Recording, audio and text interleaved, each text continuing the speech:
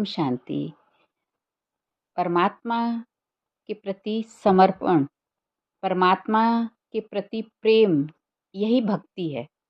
ईश्वर के प्रति प्रेम माने सत्य के प्रति प्रेम, यही भक्ति है। भक्ति माने भावना से इष्ट को याद करना, ना कि ये सब कर्मकांड। ये तो एक शरीरधारी मनुष्य जो भी पूजा पाठ भक्ति में करता है वो कर्मकांड होता है, लेकिन आत्मा जो है वो परमात्मा को याद करती है, ईश्वर को याद करती है। याद करना, सिमरन करना, ये भक्ति है। तो यही जो भक्ति है ये प्रेम है परमात्मा के प्रति। तो भक्ति और ज्ञान ये दोनों का कनेक्शन है, एक दूसरे के पूरक हैं। बिना ज्ञान के भक्ति नहीं हो सकती। हम अगर परमात्मा के बारे में नहीं जानते हैं तो भक्ति कैसे करेंगे, कैसे प्रेम करेंगे?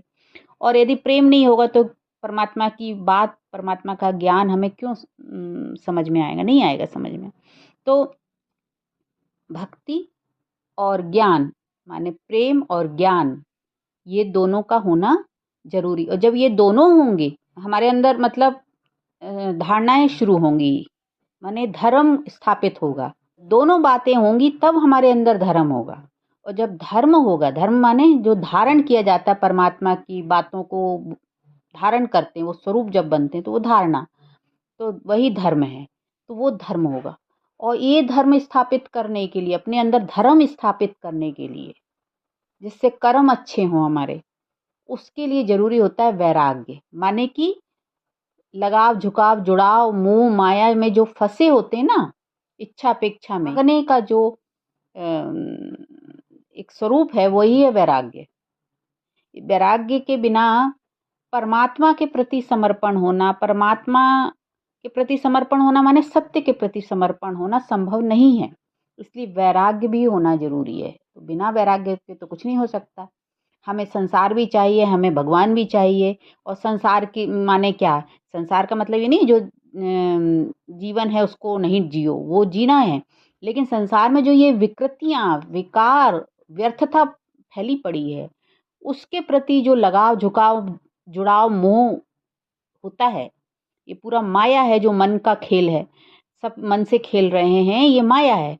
इसके प्रति लगाव होना, ये भक्ति माने प्रेम, ईश्वर के प्रति प्रेम भी नहीं पनपने देता है और ना ही ज्ञान समझने देता है। और इसलिए धर्म की स्थापना हमारे अंदर नहीं हो पाती, माने धारणाएं नहीं हो पाती हैं। सत्य ज्ञान, सत्य को हम धारण नहीं कर पाते हैं अगर हमारे अंदर वैराग्य नहीं होता है ना। तो इसलिए हमें असत्यता, व्यर्थता के प्रति वैराग्य होना चाहिए, तब जाके हम सत्य को धारण कर पाएंगे। एक चीज को जब छोड़ोगे तब तो उसको ग्रहण करोगे जो सत्य स्वरूप है ना। तो ये है, इसलिए हर कोई ये नहीं कर पाता है। लेकिन आध्यात्मिक मार्ग में चलने का मतलब ये है, आत्मिक उन्नति करना। माने आत्मिक उन्नति करना माने अपने देवत्व को पाना। देवत्व को पाना माने क्या? अपने अंदर वो सुख, शांति, आनंद, शक्ति, पवित्रता, ज्ञान सब कुछ पा लेना और संपूर्णता का अनुभव करना। जो पाना है वो सब पा लिया, ऐसा भाव अंदर आ जाता, तृप्त हो जाना। इसलिए प्रेम से जब परमात्मा को याद करते तो वो भक्ति है।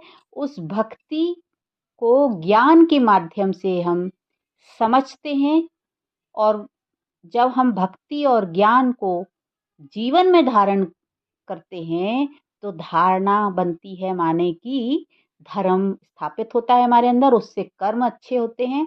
और ये सब के लिए क्या जरूरी है? वैराग्य भाव। अपने देह से लगाव, झुकाव, ये भी समाप्त करना होता है। अपने मैं और मेरे का त्याग करना, ये भी वैराग्य है। इच्छा अपेक्षाएं त्याग करना, ये होना चाहिए, वो होना चाहिए। जब ये सब चीज का हम त्याग करते हैं और अपने को सब बातों से ऊपर उठा लेते हैं, और बस मैं और मेरा परमात्मा, बस और कोई नहीं।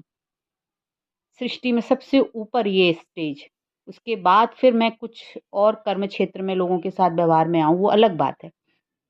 लेकिन प्राथमिकता परमात्मा की है, तो समझ लें कि हम आध्यात्मिक मार्ग में अपनी आत्मोन्नति करने में बढ़ रहे हैं, हमारी दिशा आगे सद्गति की ओर हो रही है। ओम शांति।